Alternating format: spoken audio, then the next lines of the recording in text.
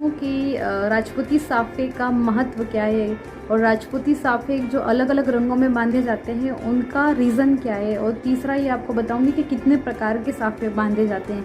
लेकिन एक सबसे इम्पोर्टेंट चीज़ है जो आप में से बहुत कम लोग जानते होंगे कि हमें साफ़ा पहनने के बाद क्या नहीं करना चाहिए, तो वो मैं आपको बताऊंगी वीडियो के लास्ट में। तो प्लीज़ वीडियो में लास्ट तक बने रहिए। और अभी तक आपने मेरे चैनल को सब्सक्राइब नहीं किया है तो सभी से मेरा निवेदन है कि आप चैनल को सब्सक्राइब कर लीजिए। चलिए शुरू करते हैं आज का वीडियो।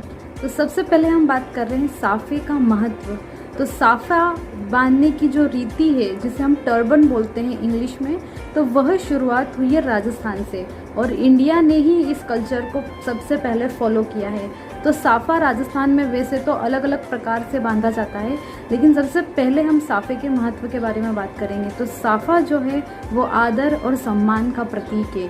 साफ़ा राजपूतों की आन बान शान है। साफ़ा केवल किसी शौक या फैशन के लिए नहीं बांधा जाता है, ये आपके ऊपर एक जिम्मेदारी है। आपके सर पर यदि साफ़ा बंधा है मतलब आपके ऊपर एक जिम्मेदारी है। जैसा कि एग्जाम्पल के तौर पे मैं आपको बताती हूँ कि आपने गाँव में देखा होगा, अभी भी मतलब हमारे समाज में ये रिचुअल्स चलता आ रहा है कि जो घर के बड़े मुखिया होते हैं वो साफ़ा पहनते हैं। मतलब जैसे जो घर के मुखिया हैं, अगर उनका स्वर्गवास हो जाता है तो उनके बाद की जो अगली पीढ़ी है वो साफ़ा बांधना स्टार्ट करती है। तो ये एक जिम्मेदारी है जो घर के मुखिया की होती है। तो साफ़ा एक जिम्मेदारी के तौर पर भी भूमिका निभाता है। अब हम बात करते हैं साफ़े के अलग अलग प्रकारों की। तो पूरे भारत में तो साफ़े के प्रकार अलग अलग हैं ही, लेकिन पर्टिकुलर राजस्थान में भी क्षेत्रों के हिसाब से साफ़े के प्रकार बदल जाते हैं। जैसे साफ़े के प्रकार हो गए साफ़ा, फेटा या पगड़ी। तो यदि हम राजपूतों की बात की जाए तो राजपूतों में भी विभिन्न प्रकार के साफ़े विभिन्न आयोजनों में बांधे जाते हैं। जैसे गोल साफ़ा है, तुरंगी साफ़ा और जोधपुरी साफ़ा। तो ये थे साफ़े के प्रकार।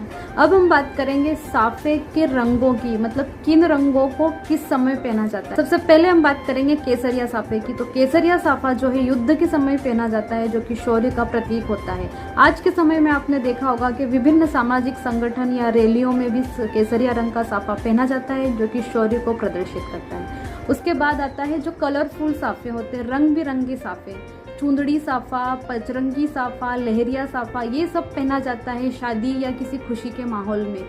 ये प्रदर्शित करता है उत्साह को, ये उत्साह का प्रतीक होता है। तो इसी समय पर हम खुशी के माहौल में रंग बिरंगे साफ़े पहनते हैं। अब बात करते हैं सफ़ेद साफ़े की। तो सफ़ेद साफ़ा जो है वो शोक का प्रतीक होता है। यदि किसी का स्वर्गवास हो गया है तो वहाँ पर सिर्फ सफ़ेद साफ़ा पहना जाता है। सफ़ेद रंग वैसे भी शोक और शांति का प्रतीक है। इसके अलावा देखें तो आपने देखा होगा कि गाँव में बहुत पुराने जो लोग हैं वो आज भी खाकी रंग का साफ़ा पहनते हैं। जैसलमेर तरफ आप देखेंगे जो लोग ऊँट वगैरह पालते हैं वो लोग लाल रंग का साफ़ा बांधते हैं, जो कि एकदम फेटा बोलते हैं जिसको, उस टाइप का साफ़ा बांधते हैं। तो इस प्रकार अलग अलग रंगों के हिसाब से साफ़े का अलग अलग महत्व। अब मैं आपको बताने वाली हूँ उन पॉइंट्स के बारे में जो आपको नहीं करना है। तो सबसे पहला और दूसरा है उससे भी ज़्यादा इम्पोर्टेंट। तो पहली चीज़ ये है कि साफ़े को कभी भी नीचे या ज़मीन पर नहीं रखना चाहिए, क्योंकि हम शुरुआत में ही बात कर चुके हैं कि साफ़ा एक सम्मान का प्रतीक है, तो उसे हम नीचे कैसे रख सकते हैं। दूसरी चीज़ ये है कि यदि आपने सिर पे साफ़ा पहनना है तो आप किसी के ढोक ना देवें, पैर ना छुएं। सिर्फ आप देवी देवता या किसी शौर्य वीर योद्धा के ही पैर छू सकते हैं। तो जब आप साफ़ा पहनकर किसी के ढोक देते हैं तो उसके साथ साफ़े का अपमान होता है, इसलिए आप दूर से ही खमागणी या झुककर प्रणाम कर सकते हैं। ये जो सभी जानकारी है वो मैंने कुछ सोशल मीडिया से ली है, कुछ मेरे घर के बड़ों से ली है। यदि इसके अलावा साफ़े के बारे में आप और कुछ जानते हैं तो नीचे कमेंट बॉक्स में ज़रूर बताइए, जिससे हम सबका नॉलेज और बढ़े। और इस जानकारी में यदि मुझसे कोई भूल या त्रुटि हुई हो तो उसके लिए मैं आप सभी